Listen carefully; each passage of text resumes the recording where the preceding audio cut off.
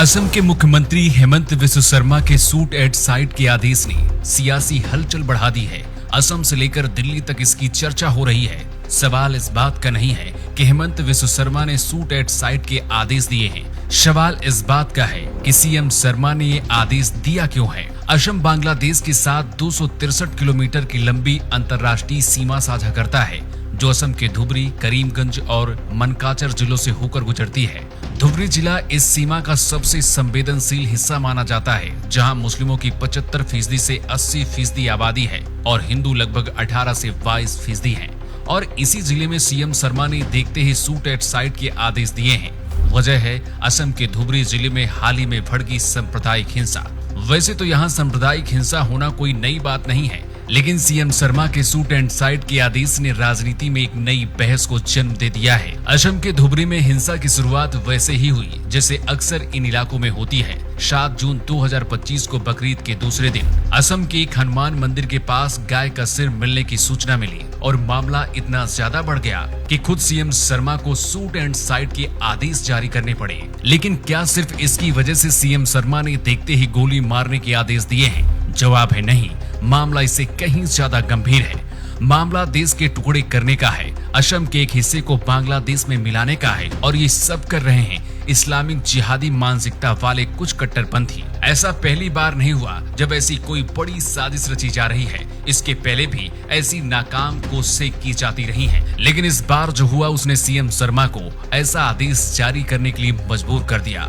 दरअसल धुबरी के कई हिस्सों में नबीना बांग्ला नामक संगठन ने धुबरी को बांग्लादेश में मिलाने के पोस्टर लगाए थे, और ये पहली बार नहीं हुआ। इसके पहले भी ऐसा कई बार हो चुका है। 1947 के बाद से असम और बांग्लादेश के संबंध हमेशा से जटिल रहे हैं। 1971 के बांग्लादेशी युद्ध के दौरान धुबरी में बड़े पैमाने पर घुसपैठिए आए थे, और यही घुसपैठिए यहाँ के मूल निवासियों का हक छीन रहे हैं और असम को बांग्लादेश में मिलाने की बड़ी साजिश को अंजाम दे रहे हैं। जब से असम में एनआरसी और सीए का आदेश जारी हुआ है, उसके पास से इन घुसपैठियों की बेचैनी बढ़ गई है, और उस बेचैनी का नतीजा है बांग्लादेश से सटे इन इलाकों में सांप्रदायिक हिंसा।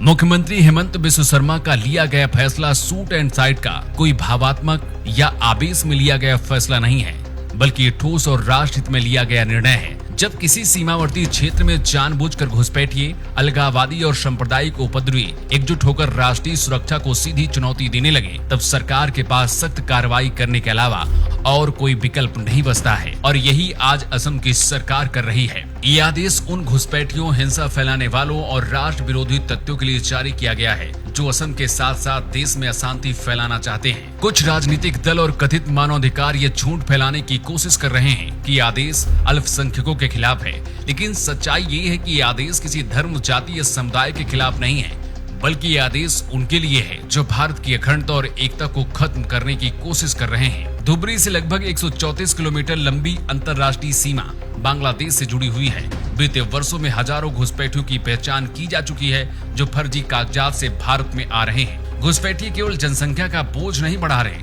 बल्कि सांप्रदायिक तनाव, तस्करी और राष्ट्र विरोधी गतिविधियों को भी जन्म दे रहे हैं, जो देश की एकता और अखंडता के लिए सबसे बड़ा खतरा है। शूट एंड साइट का आदेश राजनीतिक नहीं है, बल्कि राष्ट्रीय सुरक्षा का प्रश्न है। ये उन तत्वों के लिए स्पष्ट संदेश है जो भारत की सीमाओं, अखंडता और सामाजिक सौहार्द को चोट पहुंचाने की कोशिश कर रहे हैं। वैसे हेमंत बिस्वा शर्मा के इस आदेश को लेकर आप क्या सोचते हैं? आपकी अपनी राय क्या है? हमें कमेंट बॉक्स में लिखकर बता सकते हैं।